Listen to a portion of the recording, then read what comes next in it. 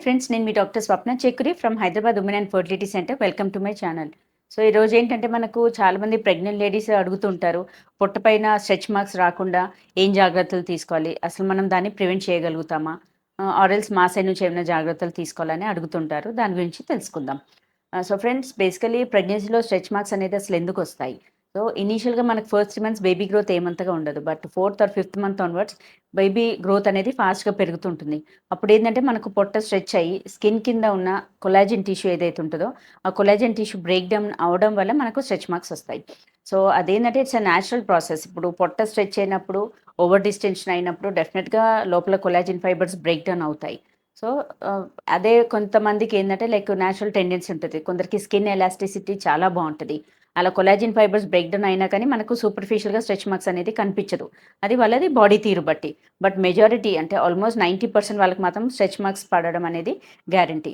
కాకపోతే కొంచెం అంటే మన సైడ్ నుంచి ఏం జాగ్రత్తలు తీసుకోవచ్చు అంటే, first of all adequate hydration అంటాం. సో మనం హైడ్రేషన్ బాగా మెయింటైన్ చేసి at least minimum 4 to 5 litres of liquids తీసుకోండి అంటాం. లెట్ ఇట్ బి వాటర్ కానీ, కోకోనట్ వాటరా, కొబ్బరి బొండం నీరా, లేకపోతే మజ్జిగ, లేదంటే ఫ్రూట్ జ్యూసెస్, ఇవన్నీ తీసుకున్న తర్వాత ఏంటంటే హైడ్రేషన్ వల్ల కూడా మనకు స్కిన్ ఎలాస్టిసిటీ అనేది పెరిగే ఛాన్సెస్ ఉంటుంది. సెకండ్ థింగ్ ఏంటంటే మనకు స్నానం చేశాక లైట్‌గా కోకోనట్ ఆయిల్ మసాజ్ అనేది చేయమంటాం. ఐదర్ మనకు కోకోనట్ ఆయిల్ అయినా వాడొచ్చు. లేదు అనంటే మనకు ఆల్మండ్ ఆయిల్, లేదంటే ఆలివ్ ఆయిల్. ఈ 3 ఆయిల్స్ లైట్‌గా అప్లై చేసి పొట్ట పైన మసాజ్ చేయండి అంటాం. సో దానివల్ల కూడా కొంత మటుకు మనము అవాయిడ్ చేయొచ్చు. అండ్ దెన్ ఫుడ్ ఇంటేక్ అయితేనేమో మనం అంత healthy diet, vitamin C rich fruits అనేది ఎక్కువగా తీసుకోండి అంటాం. సో దట్ స్కిన్ ఎలాస్టిసిటీ పెరగడానికి. అండ్ కొలాజిన్ సప్లిమెంట్స్ కూడా తీసుకోవచ్చు.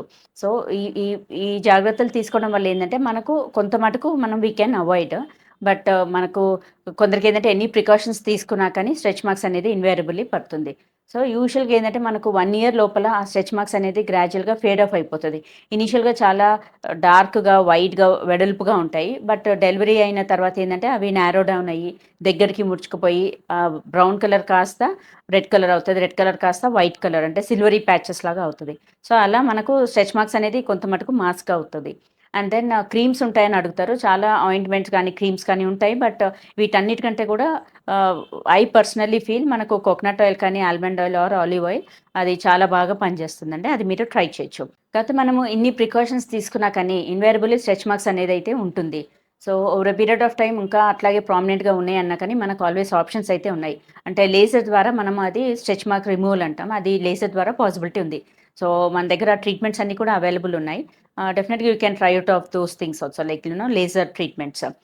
సో ఫ్రెండ్స్, మీకు ఈ వీడియో నచ్చినట్లయితే, ఇన్ఫర్మేటివ్ అనిపించినట్లయితే please like my video and share with your friends and needy people. Thank you.